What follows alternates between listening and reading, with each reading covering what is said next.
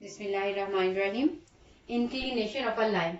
The angle alpha 0 less than alpha less than 180 degree measured counterclockwise from positive x-axis to a non-horizontal line is called the inclination of L. यानी inclination कहेंगे ऐसे angle को जो कि इन 3 restrictions को पूरा करेगी। एक तो वो जो एंगल है हम 0 और 180 के बिटवीन लेंगे। दूसरी बात, उसको काउंटर क्लॉकवाइज यानी एंटी क्लॉकवाइज डायरेक्शन में हम लेंगे और कहाँ से स्टार्ट करेंगे, पॉजिटिव एक्स एक्सिस वाली डायरेक्शन से। अब देखें, आपके पास ये एक्स एक्सिस है, ये वाई एक्सिस है, वाई डैश है, कोई भी लाइन है सपोज, ठीक है, जो हॉरिजॉन्टल ना हो, नॉन हॉरिजॉन्टल लाइन, ठीक है। जो हॉरिजॉन्टल लाइन होगी वो एक्स एक्सिस के पैरेलल होगी, उसमें एंगल जो होगा वो हमेशा 0 ही होगा, उसका हॉरिजॉन्टल लाइन का एंगल हमेशा या इंक्लिनेशन हमेशा 0 लिया जाएगा। अदरवाइज जो भी एंगल अदर देन 0 होगा उसको हम देखिए 0 और 180 के बिटवीन हम मेजर करेंगे। देखिए ये वाला एंगल हम लेंगे, ये फर्स्ट क्वाड्रेंट में आपने पॉजिटिव एक्स एक्सिस से स्टार्ट करना है, ठीक है।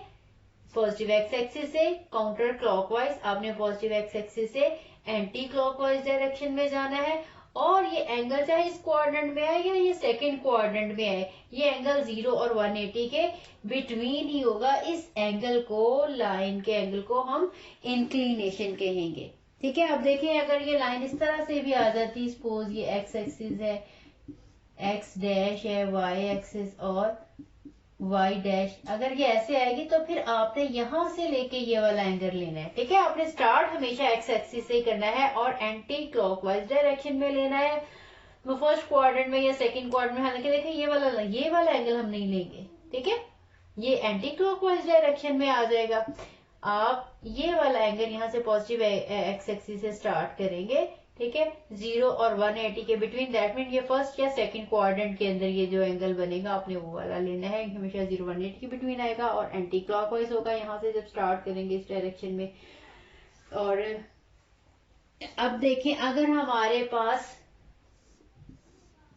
कोई भी लाइन, अगर ये नॉन हॉरिजॉन्टल लाइन की बात की गई थी ना, नॉन हॉरिजॉन्टल, अगर हॉरिजॉन्टल लाइन होगी कोई भी तो इसका एंगल जो है वो, क्योंकि एक्स एक्सिस के पैरेलल है, तो इसका जो एंगल होगा वो 0 डिग्री मेजर किया जाएगा, ठीक है, इसको 0 लिया जाएगा। और अगर कोई लाइन जो है वो वाई एक्सिस के पैरेलल होगी, ठीक है, ये एक्स एक्सिस है, ये वाई एक्सिस है, तो ये एंगल जो होगा ये 90 डिग्री लिया जाएगा ऐसी लाइन का, ठीक है। कोई भी लाइन जो कि एक्स एक्सिस के पैरेलल होगी उसका इंक्लिनेशन 0 होगा, और ऐसी लाइन जो कि वाई एक्सिस के पैरेलल होगी उसका इंक्लिनेशन जो है वो 90 डिग्री या π/2 रेडियन होगा। स्लोप और gradient of a line. When we walk on an inclined plane, we cover horizontal distance as well as a vertical distance at the same time. यानी जब भी हम किसी तिरछी सतह पे चल रहे हैं, देखिए हम दो तरह की मूवमेंट हम कर रहे हैं। हम दरअसल यहाँ से देखे जा रहे हैं तो हम आगे की तरफ भी जा रहे हैं और हम ऊपर की तरफ भी जा रहे हैं, ठीक है। देखें, ये इसको हम कहेंगे रन और इसको कहेंगे राइज, यानी हम ऊपर की तरफ भी जा रहे हैं और हम आगे की तरफ भी जा रहे हैं। तो जितना ज्यादा देखें ये डिस्टेंस, जितना ज्यादा राइज ज्यादा होता जाएगा और ये कम होता जाएगा, उतनी ही इसकी जो है ये कह लेंगे स्टीप होती जाएगी, उतना ही ज्यादा चढ़ना मुश्किल हो जाएगा। यही देख ले, पुल देख ले, जितना ज्यादा सपोज इस तरह से चढ़ना आसान है, जैसे जैसे देखें ये राइज ज्यादा होता जाएगा इस एज कंपैरिजन टू रन, हमारे लिए इसके ऊपर चढ़ना उतना ज्यादा मुश्किल होता जाएगा। The measure of steepness, that mean the ratio of rise to run, this is called the slope और gradient of the inclined path. यानी इन दोनों की रेशो, ये जितना इसने वाई एक्सिस में डिस्टेंस कवर किया है और जितना एक्स एक्सिस में डिस्टेंस जो है वो कवर किया है, इन दोनों की रेशो को हम स्लोप या ग्रेडियंट कहते हैं इस लाइन का। ठीक है, इस पाथ का, इस लाइन का जो भी इंक्लाइंड होगा वे उसका हम इसको स्लोप कहेंगे। अब हम स्लोप को डिनोट करते हैं यूजुअली एम के साथ। M is equal to rise by run. अब देखिए, अगर ये एंगल अल्फा है, थीटा है, कोई भी है, तो देखिए ये जो राइज है एक्चुअली ये इसका वाई कंपोनेंट है, और ये जो अगर सपोज इसका एक्स कंपोनेंट का दे वाई एक्सिस की डायरेक्शन में, इसलिए इसको मैंने वाई लिया, ये एक्स एक्सिस की डायरेक्शन में ये एक्स लिया है। This is equal to y by x, and we know that y over x is equal to tan of alpha. तो इसका मतलब ये है कि अगर हमने स्लोप निकालनी हो या ग्रेडियंट निकालना हो किसी भी नॉन वर्टिकल लाइन का, हमें एंगल उसका पता होगा, तो हम tan of the angle find out करेंगे, तो वही उसकी स्लोप होगी। या तो ये दोनों आपको कंपोनेंट पता हो, उसका y कंपोनेंट और उसका x कंपोनेंट, तो इन्हें हम डिवाइड करेंगे, वहां से हम स्लोप फाइंड आउट कर सकते हैं। या अगर हमें एंगल पता है तो tan अल्फा की वैल्यू हम निकालेंगे, तो वही उस लाइन की स्लोप होगी। अगर L जो है वो हॉरिजॉन्टल है, यानी अगर लाइन सपोज इसी के ऊपर है, ये देखें, अगर लाइन हमारी एक्स एक्सिस की डायरेक्शन में ही है, ऐसी है बिल्कुल, ये स्ट्रेट है, तो देखिए हमारे पास y जो है ये 0 हो गया। ठीक है, अब क्योंकि ये एक्स एक्सिस के ऊपर ही है, तो हमारे पास y by x is equal to 0 by x, जो भी हो सपोज यहाँ पे ये जितना भी है बिल्कुल स्ट्रेट ही है, यहाँ से लेके यहाँ तक है, इसका y कंपोनेंट 0 है, x कोई भी होगा तो आंसर जो है वो 0 ही आ जाएगा। या यहाँ से ऐसे भी देख सकते हैं कि यहाँ पे एंगल जो है वो एक्स एक्सिस के पैरेलल होगा, तो एंगल जो है वो 0 डिग्री का बनेगा, और tan ऑफ 0 करेंगे तो आंसर 0। ठीक है, दोनों तरह से जो इसकी स्लोप है वो 0 ही आएगी। कोई भी लाइन जो कि एक्स एक्सिस के पैरेलल होगी उसकी स्लोप जो है वो 0 होगी। लेकिन अगर कोई लाइन जो है y एक्सिस के पैरेलल होगी, सपोज कोई भी लाइन इस तरह से, ये देखिए इसका एंगल जो है वो 90 डिग्री आ जाएगा। ये y एक्सिस है, ये x एक्सिस है, अब एंगल 90 डिग्री आया, tan ऑफ 90 डिग्री जब हम करेंगे तो आंसर आ जाएगा इन्फिनिटी। तो जो भी वर्टिकल लाइन होगी उसका इंक्लिनेशन हमेशा इन्फिनिटी होगा। ठीक है, अनडिफाइंड होगा। अगर हम y ओवर x फॉर्म भी लिखे तो अब हमारे पास देखिए x का आंसर 0 है, y जो भी है यहाँ से ये की जितनी भी लेंथ है, लेकिन क्योंकि उसका x कंपोनेंट 0 है तो y by 0 m equals to y by 0, that is equals to infinity. तो स्लोप जो होगी वो अनडिफाइंड हो जाएगी किसी भी लाइन की जो कि y एक्सिस के पैरेलल है।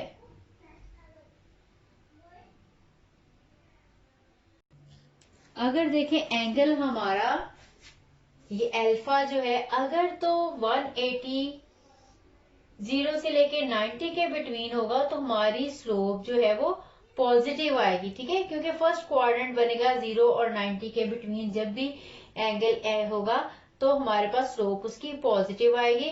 लेकिन अगर कोई भी लाइन ऐसी है जिसका, एंगल हमने एक्स एक्सिस से ही मेजर करना है, ठीक है, ऐसी कोई भी लाइन होगी जिसका एंगल जो है 180 और 90 के बिटवीन होगा तो उसकी स्लोप नेगेटिव आ जाएगी, क्योंकि सेकंड क्वाड्रेंट में जो है वो tan की वैल्यू नेगेटिव होती है। अब देखिए, अगर हमने स्लोप या ग्रेडियंट फाइंड आउट करना होगा किसी भी स्ट्रेट लाइन का, और स्ट्रेट लाइन के हमें कोई से भी 2 पॉइंट्स दिए होंगे, तो किस तरह से जो है वो स्लोप फाइंड आउट करेंगे। अब देखिए, कोई ये लाइन है, स्ट्रेट लाइन है, इसके कोई से भी 2 पॉइंट्स हमें दे दिए जाएं, एक x1 और y1 है, और दूसरा कोई भी पॉइंट q जो है x2 और y2 है।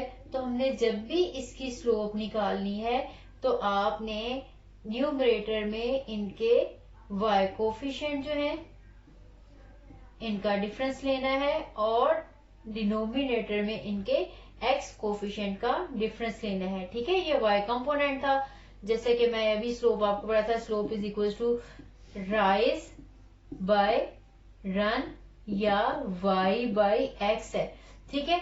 अब आपने जब इस तरह से निकालना है 2 पॉइंट्स का, तो आपने y ने इन दोनों y का डिफरेंस लेना है और इस तरह से दोनों x पॉइंट्स का डिफरेंस लेना है, y2 minus y1 by x2 minus x1, ठीक है। आपने याद रखना है कि आपने अगर ये इसके कंपोनेंट y कंपोनेंट पहले लिखा है तो x कंपोनेंट भी इसका ही पहले लिखेंगे, ठीक है। हम ऐसे भी लिख सकते थे y1 minus y2 by x1 minus x2, लेकिन अगर हमने ऐसे लिख लिया y2 माइनस y1 और नीचे x1 माइनस x2, फिर ये रॉन्ग हो जाएगा, ठीक है।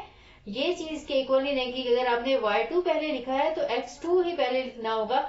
आपको जो भी 2 पॉइंट दिए जाएं, आप किसी भी पॉइंट को x1 और y1 और दूसरे पॉइंट को x2 और y2 ले सकते हैं। इसी तरह से ये भी नहीं करना हम कि ऊपर y1 माइनस y2 करें और नीचे x2 माइनस x1 करें, तो ये भी, ठीक है, ये भी इसके इक्वल नहीं होगा, ये दोनों ही हमारे पास रॉन्ग हो जाएंगे, ठीक है। ये भी ट्रू नहीं है, ये दोनों तो आपस में इक्वल हैं, लेकिन ये जो स्लोप इसके या इसके इक्वल नहीं है। हम y2 minus y1 x2 over x2 minus x1 या y1 minus y2 over x1 minus x2 करके जो है फाइंड आउट कर सकते हैं। इजी से इसका प्रूव है, वो किया भी जा सकता है, लेकिन आई थिंक आपके लिए ये इतना ही इनफ है, क्योंकि मोस्ट इसके क्वेश्चंस ही जो है वो आते हैं, इनको यूज करना आता है, इसका प्रूफ जो है वो नहीं आएगा। नोट दिया हुआ है इसी से रिलेटेड बुक में, जिसका फर्स्ट पॉइंट दिया हुआ है कि m जो है ये इक्वली होगी y2 माइनस y1 के और x1 माइनस x2 के, ठीक है। ये मैं आपको ऑलरेडी बता चुकी हूँ। या m हम ये भी नहीं लिख सकते y1 minus y2 bye x2 minus x1, मैंने आपको पहले बता दिया कि जो है इनकी सिमेट्री आपने सेम रखनी है। जो भी पॉइंट का y कंपोनेंट पहले लिखना है, x कंपोनेंट भी उसी का पहले लिखेंगे। और इसका जो सेकंड पॉइंट दिया हुआ है इस नोट में कि अगर L हमारे पास हॉरिजॉन्टल है, यानी जो लाइन है, इफ L इज हॉरिजॉन्टल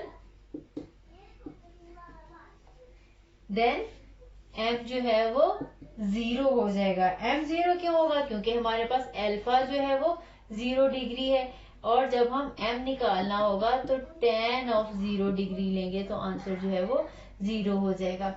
और इसी तरह से अगर हमारे पास लाइन जो है वर्टिकल है, if L is vertical, vertical mean y axis के पैरेलल, अगर वर्टिकल होगा तो अल्फा जो होगा वो 90 डिग्री हो जाएगा और tan of 90 degree undefined value आ जाएगी। और जो लास्ट इसका एक पॉइंट है, if slope of A B equals to slope of B C then the points A B C are collinear. अब देखें कोई भी लाइन है ए बी एंड सी, अब देखें अगर इसकी स्लोप और इसकी स्लोप इक्वल है तो इसका मतलब है कि ये तीनों एक ही लाइन पे थे। कोई भी इसमें से ए सी की स्लोप ले, बी सी की स्लोप ले, वो सेम आ जाएगी, ठीक है। ए बी की, बी सी की और सी ए की स्लोप हमेशा सेम ही आएगी। तो ऐसे इसी तरह से हम कह सकते हैं कि अगर कोई सी भी जो है वो ए बी की और बी सी की स्लोप सेम है। अब देखें अगर स्लोप सेम नहीं होगी ना तो फिर इस तरह से बनेगी ए बी और सी, अगर स्लोप इनकी सेम नहीं आएगी, डिफरेंट आएगी, तो फिर ये इसी लाइन के ऊपर नहीं होंगे, फिर ये कोलिनियर नहीं होंगे। लेकिन अगर ये स्लोप और ये स्लोप इक्वल है, देखें फिर ये सी यहाँ पे होगा, फिर हम कह सकेंगे कि ये जो पॉइंट है ए बी सी ये कोलिनियर है, ठीक है। वो लाइन किसी भी डायरेक्शन में हो सकती है, A B and C. In this case, the slope of AB is equals to slope of BC and slope of AC. These all slopes are equal. The two lines L1 and L2 with respective slopes M1 and M2 are, यानी theorem है कि L1 और L2 two lines हैं, ठीक है। ये line के नाम रखे हुए L1 और L2, और इनकी स्लोप जो है M1 और M2 है, यानी L1 की स्लोप जो है वो M1 है और L2 लाइन की स्लोप जो है वो M2 है।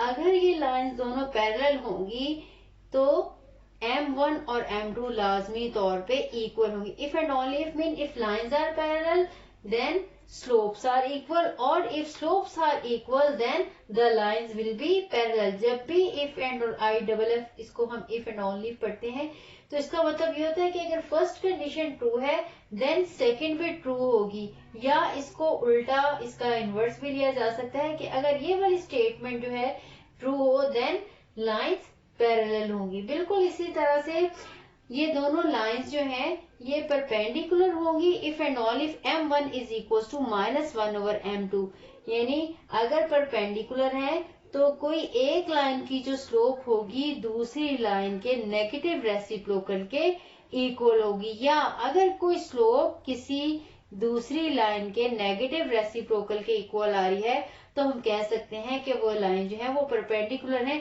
इस कंडीशन को हम सिंप्लीफाई करके ऐसे भी लिख सकते हैं, अगर इनकी मल्टीप्लीकेशन कर ली जाए m1 m2 इक्वल्स टू -1 और m1 m2 +1 इक्वल्स टू 0। ठीक है, इस कंडीशन को ऐसे लिख लिया जाए या इस फॉर्म में या फिर इस फॉर्म में लिख लिया जाए तो एक ही बात है।